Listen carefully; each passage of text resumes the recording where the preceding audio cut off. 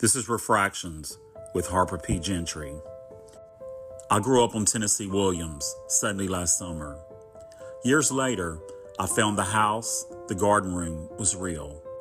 Bethany Baltman told me I could photograph there, on one condition. I had to bring my drag queens, so I brought them in. The house became the muse. The elevator, the one that Katharine Hepburn descended in, still moving. It just carried different stories now. Then I took the megabus to Montgomery, Alabama, a quiet town, a place where Rosa Parks refused to give up her seat, and the final resting place of Hank Williams. Montgomery is a town where Southern Gothic hums underneath it all. And I found that hum at his gravesite and when I met Penny Weaver. Well, I never anticipated being the subject of photographers. The very first photographer who I met who took a picture was Diana Mitchner, and she took a snapshot of my husband and me, which she put on her refrigerator in New York. And Eve Arnold saw the photograph and said, "Oh, who's that?" And Diana said, "Oh, well, that's my friend in New Orleans, that's Bethany." And she said, "Oh, she looks like the American Madonna to me." Now, I really didn't see it. So when Eve Arnold called up and said, "I want to come from New York, I want to take a photograph of you," I was like, "Eve, look, that's really sweet, but I've got 2 little kids, I work 3 jobs, I'm a writer, I'm trying to finish a book, I really, honestly do not have time to be photographed by you. I'm sure there's another woman in America that could fit the bill, and you really, I'm sure, could find somebody in New York." But, well, a week later, "Hi, it's Eve Arnold, I'm in New Orleans, when can I come over?" And I thought, well, I thought I made myself really clear. I said, "Look, okay, I'm feeding my kids and bathing them at 5 o'clock. If you'd like to come over, because I need to get back to work. So if you want to come over at 5 and watch me feed my children, and whatever, I will, that's fine." And so I was reading them a story, and Eve was walking around taking pictures. And I totally forgot about it. And she left. And a year later, Eve Arnold called up and said, "You are the American Madonna. You're going to be in my book in America. I'm sending you the release, and, you're going to be in corporate collections, lucky you." So that is how I got to be the American Madonna. And she never gave me a press, and she never gave me a book. So I had mentioned to her somewhere in seeing her in New York a couple of times that I really wanted to go to India and do a story about the royal families in India that had become politicians. And I don't particularly remember mentioning that to her, but one day she called up and said, "I got us an assignment for the London Times, and we're going to India, and we have a 3-month assignment." So I got to spend 3 months solidly with Eve Arnold. Wow. And she still never gave me a print. Is that I was fortunate enough to cross paths with the great photographer of the 20th century, Andre Cartier-Bresson, who he's known for capturing the decisive moment. He was he was an art photographer, but he didn't see himself that way. He had assignments all over the world. He documented things. And he happened to come to Greenville, Mississippi in 1970 to make a video. CBS had hired him to be the filmmaker for some kind of series it was doing, and this was going to be a film on the Mississippi Delta. And at that time, in 1970, I was a cub reporter, which means brand new novice, just getting started, for the local paper, which was the Delta Democrat-Times. And I heard that Cartier-Bresson was coming, and so I saw him one day come into the newsroom, and he he was a very handsome to me, even though he's much older. He was very elegant. He was just elegant. And I saw him in the newsroom, and I didn't say anything. And then about a couple of days later, Greenville was on the river, on the Mississippi River, a lake that feeds into the river, and there's a levee, a big levee. It's a public place. The downtown ends there. There's a marina, and on a Sunday afternoon, it was gray and cloudy. I was down there for whatever reason and had one of the newspaper's cameras. I didn't have my own camera. They had cameras that reporters could check out and use to take pictures for their stories. It was a twin lens camera, either a Yashica Mat or a Rolleiflex. I don't remember which one. And I had it, and I saw him come over the levee because his hotel was literally on the other side of the levee. And he was by himself, and there was a commotion because a car had rolled into the water. Nobody was in it. It was just a loose car. But people were watching it get, all the people working to pull it out. And I went up to him and, it said who I was and that I had seen him in our newsroom, and I had my camera around. I said, may I take your picture? And he said, well, I don't want it not for publication. I don't want it. And I said, okay, sure. So I took 2 snaps, and I could tell, even though he granted me permission, that he just really didn't like it, me taking those. I mean, it's like he just wasn't comfortable. And I left him, and that was it. And, at some point later, I was learning how to do photography, and I made a picture enlargement, for me, and I had it, and I displayed it on my wall, whatever. And so years go by. That was 1970, and in 2001, I think it was. Wow, 30 years. I had occasion to. The New York Times did a big story about Bresson setting up a foundation in Paris that he was going to donate all of his archives. They were going to be the holder of his legacy. And it was a big story. It was and it was at the same time in Paris a retrospective, huge, of his work. So I saw that and I thought, well, I'm going to pull out that picture and I'm going to write Mr. Cartier-Bresson a letter and have a little print made and send him that. So as I did, and I outlined, I told him very straightforward what had happened. Here's the picture, and it was a nice letter, if I say so myself. And I sent it off to him, and it wasn't 2 weeks later, I promise it wasn't 2 weeks later, I get a handwritten thank you note from him. It was written on the back of a postcard. It was one of his images on the postcard, and thanking me. And he was up in years. He was in his 90s then. I think he died a couple of years later.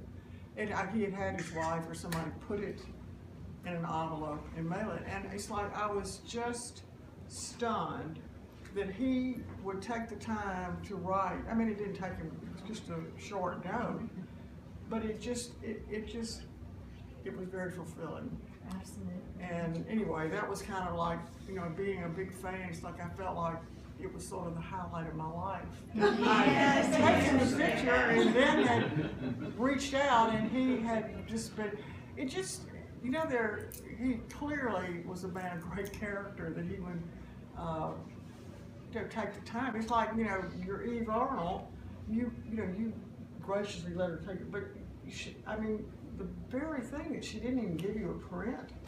No, that was I just couldn't, that's just beyond, but anyway. I'll tell you an Eve Arnold story that when I got to spend 3 months with her in India, I was just like, Eve, I love your pictures of Malcolm X. I mean, they were amazing. How did you get Malcolm X to let you be probably one of the few white photographers that he allowed to take his picture? And she said, well, I don't really pay attention to what anybody's saying. And I'm little. And I was like, yeah, I noticed you were very little. And so she was at the speech that he gave, I believe it was in Harlem, where the first time he said, we have to kill Whitey, we have to kill Whitey.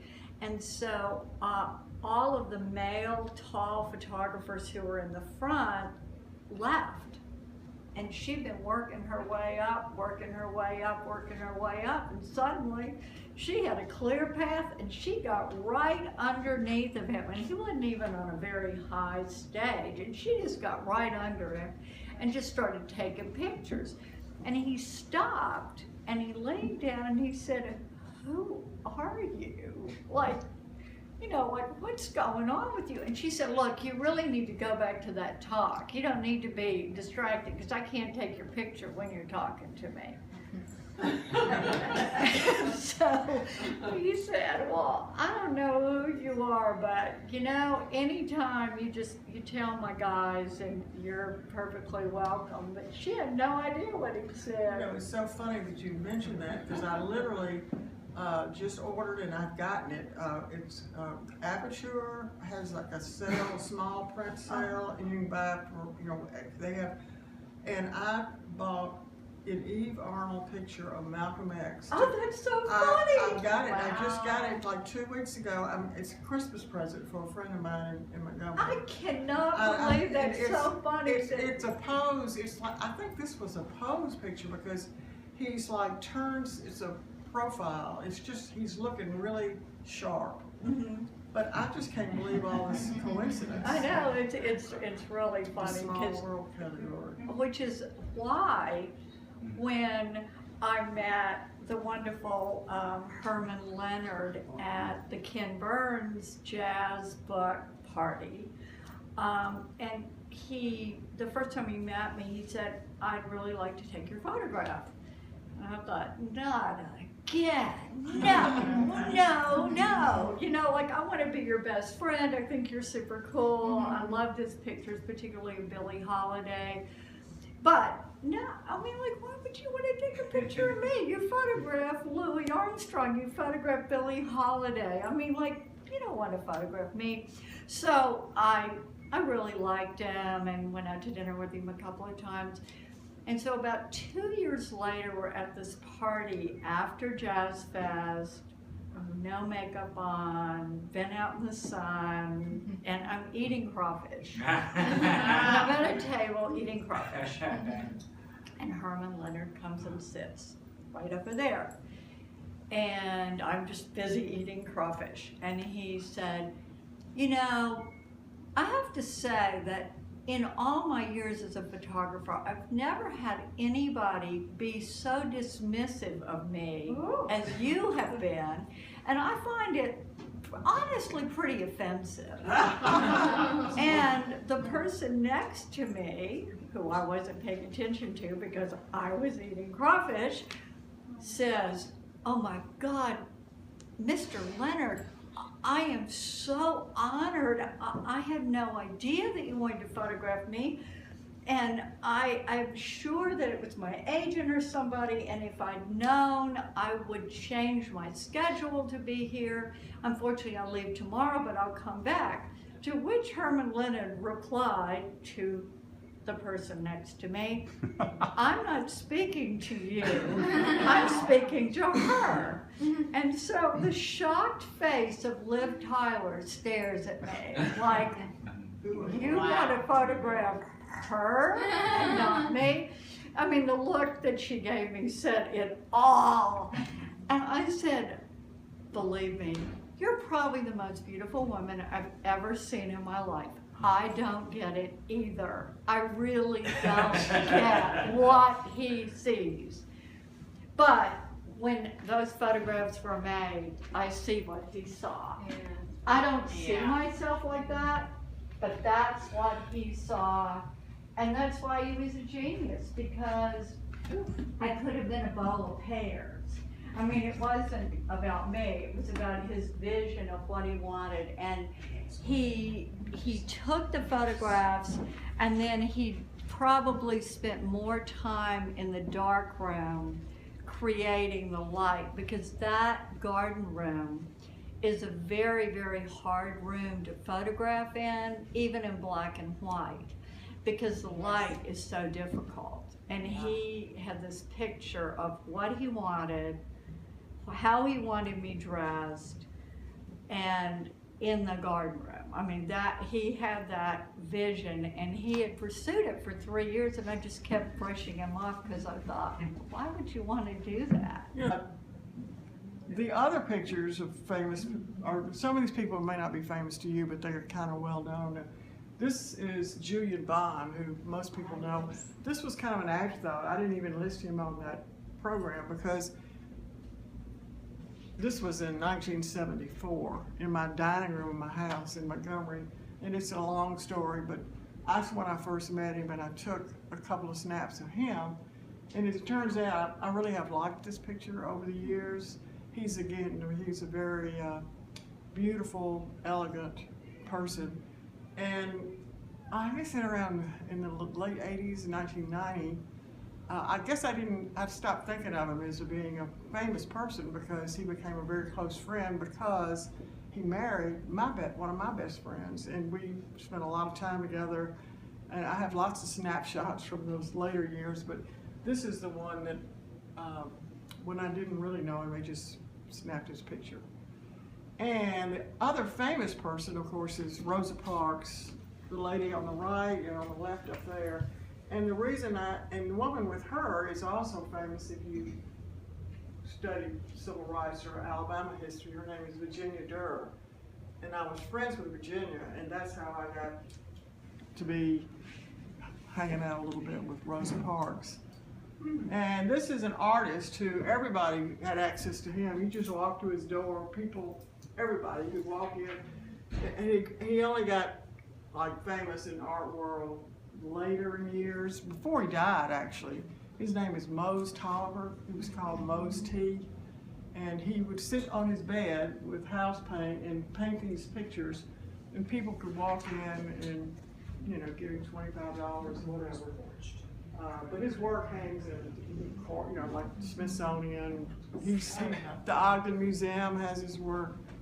And this is the most recent image I took. This was taken in 2010, and that's Nell Harper Lee, who in her last years didn't actually give audience to visitors, much less photographers, but through, again, connections, because I have a friend who was a good friend of hers. He invited me to go down to see her, and she was in an assisted living home in Monroeville. And I had my camera, and I took a bunch of snapshots all throughout our visit. She never said anything about it. Didn't say, "Don't take my picture." So I did. And this one I liked because she had this kind of kind, nice smile. And she's wearing her sister Alice's t-shirt. It says Alabama State Bar. Her older sister Alice, was a lawyer who kind of looked after her. Anyway, that's all my stories. Right there on the corner. Who's? Him on the corner. Oh yeah, here. Oh yeah, this one I just happened to come across. Again, he would be famous only to people who follow blues musicians. His name is James Ford Thomas, or Son Thomas. And he also, though, was equally in the world of self-taught art or whatever. He was a sculptor. And his profession, he was a grave digger. And he was very poor. And Penelope, my daughter, who is here, this picture was made when Penelope and her friends hired him to play at one of Penelope's friends' birthday parties. Penelope, I think, was like 19 at the time. Yeah, It was a pool party in Greenville, and they went to Leland and picked him up, and he came and played the guitar and sang. And I just thought he had a beautiful, wonderful face. He always seemed like sad, maybe that's what blues musicians are, but I only later came to know that he was equally known for especially these skull sculptures, and he would use like real human teeth in them. But in the world of art, he is acknowledged as somebody worth collecting. So I'll tell you a little bit about my life with how I got to know Fats Domino. In my career, I was a photo stylist and got these wonderful assignments to do album covers and work for magazines in New York and whatever.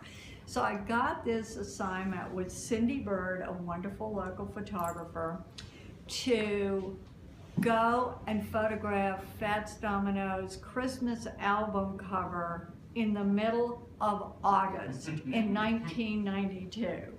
So we had to play Christmas music to inspire us. Now, to find Christmas decorations in New Orleans in August is in itself really daunting. Then Fats had to dress up as if it were Christmas and walk around his house for 3 days while Cindy took photographs. Now, Fats was a fantastic cook. And he made this hogshead cheese that was so spicy that I just think about it and my palms start sweating. And I mean, it was just like, it was so spicy. And of course, if you didn't eat his hogshead cheese, he wasn't gonna sit there for hours and let you take his picture. So finally he pulled out some homemade strawberry wine that was like something you give hummingbirds. And so the 3 days, when I see this picture, I think about that spicy hogshead cheese and the hummingbird food. But anyway, so we took photographs and it was really, really hot. And Cindy Bird said on the last day, "Let me just take a snapshot of you and Fats." Now, that stuff was fantastic on the actual album because in the armrest, he had his telephone. And when the phone rang, the brake lights on that Cadillac sofa came on. That was very, very cool. And then that dog was Cindy's dog, and she just insisted that for the Christmas album, we had to have, you know, a white fluffy dog with a Santa hat on. Finding the Santa hat was probably the most difficult thing that I had to do on that whole photo shoot. I love that story. How about the mask? What are the masks about? Oh, that was when I was queen of Crew de Vue, and a lot of the people who worked for the musicians clinic created masks of my face, and they carried those, and then all the men who were involved with us wore Bobby Jindal mask and dressed like the Grim Reaper to accompany them. Oh, yes. What year was that, Crew de Vue? I think I was queen in 2013. It's a lot of fun. When I was 7 years old, growing up in Mississippi, my parents brought me to D.H. Holmes to sit on Santa's lap.